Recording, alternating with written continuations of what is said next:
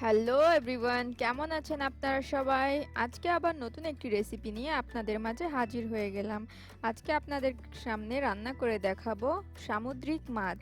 এটা কি মাছ আমি নিজেও জানি না। মাছগুলো এই সপ্তাহখানেক আগে আমি যেখানে নদী থেকে মাছ ধরে আনা হয় ওইখানে গিয়েছিলাম, আর সেখান থেকে অনেকগুলো মাছ কিনে নিয়ে আসলাম। তার মধ্যে এই মাছগুলো ছিল, কি মাছ জানি না, তবে খেতে অনেকই সুস্বাদু। তবে ভাবলাম যে আপনাদের মাঝে আমি রেসিপিটা শেয়ার করি কিভাবে রান্না করলাম। তা মাছগুলো আমি কেটে নিয়েছি, মাথাগুলো ফেলে দিয়েছি, আর খুব পরিষ্কার করে ধুয়ে নিয়েছি। এবার হলুদ লবণ মেখে নিব। মাছটার কি নাম আপনারা যদি জেনে থাকেন তাহলে আমাকে জানাতে পারেন কমেন্টস করে।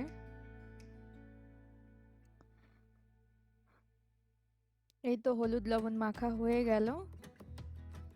খুব ভালো করে আমি হলুদ লবণগুলো মাখিয়ে নিয়েছি।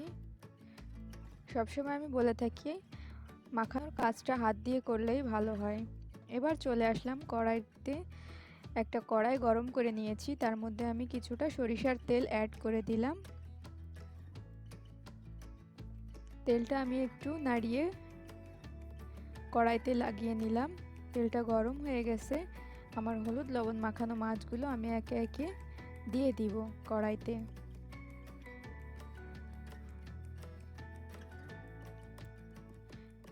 পাঁচটা করে কড়াইতে মাছ আটতেছে।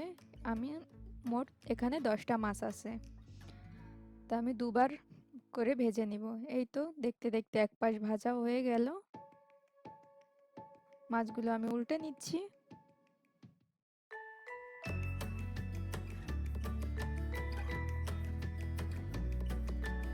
মাছগুলো উল্টানো হয়ে গেল। এবার অপেক্ষা করব অপর পাশ ভাজা হওয়ার জন্য।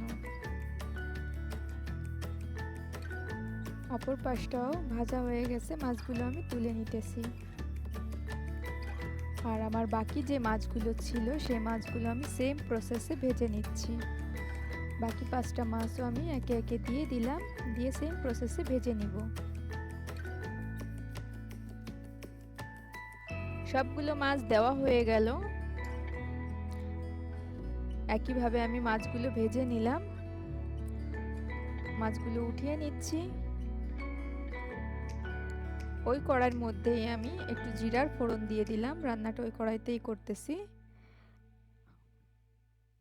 আর অনেকগুলো পেঁয়াজ কুচি দিয়ে দিলাম। মাছটা মূলত পেঁয়াজের ভুনা করতেছি, তাই পেঁয়াজটা একটু বেশি করেই দিতে হবে। এই ধরনের সামুদ্রিক মাছগুলো পেঁয়াজের ভুনা করলেই খেতে অনেক ভালো লাগে। পেঁয়াজগুলো আমি লাল করে ভেজে নিব।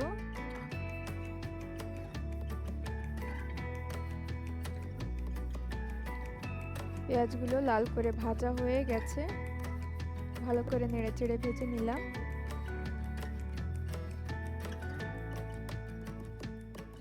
এবার এটার মধ্যে আমি একটু পানি অ্যাড করে দিব। 1/4 কাপ পরিমাণ পানি অ্যাড করে দিলাম, যাতে পেঁয়াজগুলো ওভার কুক না হয়।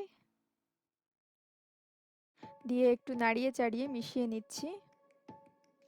এবার আমি 2 চামচ পরিমাণ রসুনের পেস্ট দিয়ে দিলাম। ছোট চামচের 2 চামচ দিয়েছি। জিরের গুঁড়ো দিয়ে দিলাম 1 চামচ পরিমাণ, 1 চামচ হলুদের গুঁড়া, 1 চামচ মরিচের গুঁড়া।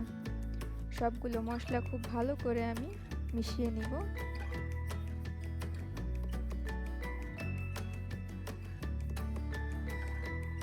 সবগুলো মশলা খুব ভালো করে মেশানো হয়ে গেছে। ভালো করে একটু নাড়িয়ে চাড়িয়ে নিচ্ছি। এবার এর মধ্যে আমি 1 চামচ পরিমাণ, যতটা স্বাদ মতো আমি লবণ অ্যাড করে দিলাম। লবণটা দিয়ে খুব ভালো করে আমি মিশিয়ে নিচ্ছি। এবার মশলাটা আমি একটু ঢেকে কষিয়ে নিব, যাতে পেঁয়াজগুলো সফট হয়ে যায়। ঢাকা খুলে 2 মিনিট পর ফিরে আসলাম। আবারও নেড়ে চেড়ে মশলাটা দেখে নিব। একটু ঘন ঘন নাড়তে হবে, এই কারণে যে তল দিয়ে পোড়া না লেগে যায়।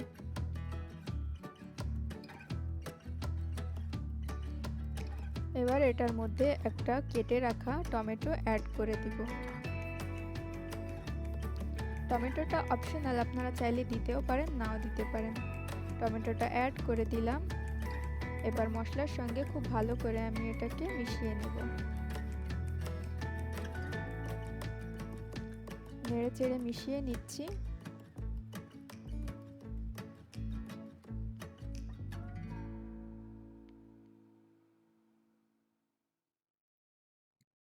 মেশানো হয়ে গেছে, টমেটোটা কষানো হয়ে গেছে। এবার এটাতে আমি একটু পানি দিয়ে একটু ঢেকে রান্না করব, যাতে টমেটোটা ভালো মতন গলে যায়, মশলার সঙ্গে মিশে যায়। পানি অ্যাড করে সব কিছু ভালো করে মিলে মিশিয়ে দিলাম। এবার এটাকে আমি একটু ঢেকে দিব। ঢাকা খুলে 5 মিনিট পর ফিরে আসলাম। টমেটোগুলো বেশ সফট হয়ে গেছে। আমি তারপরে একটু খুন্তির সাহায্যে টমেটোগুলো একটু চেপে চেপে দিচ্ছি, যেন মিশে যায় মশলার সঙ্গে। মশলাটা কষানো হয়ে গেছে।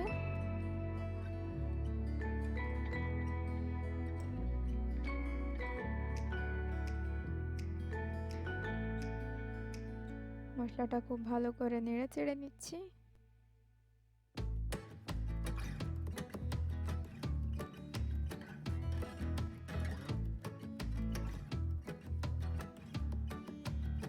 এবার আমি একে একে মাছগুলো এর উপর দিয়ে বিছিয়ে দিব।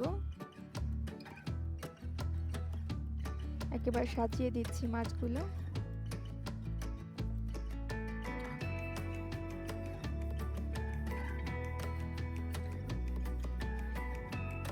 সব মাছগুলো সাজিয়ে দিব।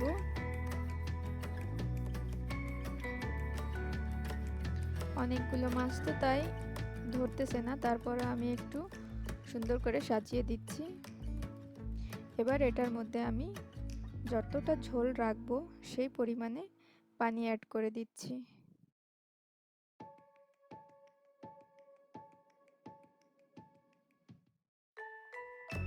আমি এখানে মোট 1.5 কাপ পরিমাণ পানি ব্যবহার করেছি। আপনারা যে পরিমাণে ঝোল খেতে চান সেই হিসাবে আপনারা পানি দিতে পারেন। আমি একটু কড়াইয়ের 2 কোণা ধরে একটু গুলিয়ে দিলাম, যাতে আশেপাশের মশলাটা ঝোলের সঙ্গে মিশে যায়। এবার এটাকে আমি ঢাকা দিয়ে রান্না করব।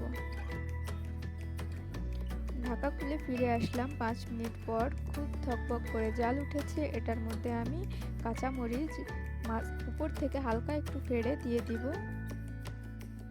5টা কাঁচামরিচ দিয়ে দিলাম। কাঁচামরিচের ফ্লেভারটা আপনারা যদি ঝাল খেতে চান তাহলে উপর থেকে একটু ফেড়ে দিতে পারেন, না হলে শুধু ফ্লেভারের জন্য এমনি দিয়ে দিতে পারেন। এভাবে রান্না করলে এই কাঁচামরিচের একটা ফ্লেভার আছে, অনেক সুন্দর হয় তরকারিতে, দেখতেও সুন্দর হয় আর খেতেও ভালো লাগে। সব মাছগুলো খুন্তির সাহায্যে আমি একটু উল্টে পাল্টে দিলাম, যাতে 2 সাইডটা মশলায় খুব ভালো করে মিশে যায়। আমি আর একটু ঝোল টানিয়ে নিব, আর একটু রান্না করব। এই তো মাছগুলো সব উল্টানো হয়ে গেছে। এবার আবার আমি একটু ঢাকা দিয়ে রান্না করব। আবার ঢেকে দিলাম। ঢেকে দিয়ে 2 মিনিট পর ফিরে আসলাম। অলমোস্ট আমার তরকারিটা রান্না হয়ে গেছে। এই পর্যায়ে আমি ধনিয়া পাতা অ্যাড করে দিব। কুচিয়ে রাখা ধনিয়া পাতা অ্যাড করে দিলাম। এটাও আপনারা আপনাদের পছন্দ অনুযায়ী দিতে পারেন। ধনিয়া পাতা অ্যাড করা হয়ে গেছে।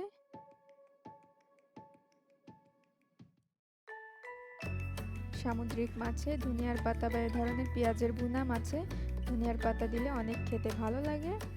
আমার তরকারিটা রান্না হয়ে গেছে। ঢেকে দিয়ে ফিরে আসতেছি। আবারও দেখা হবে নতুন কোনো ভিডিও নিয়ে।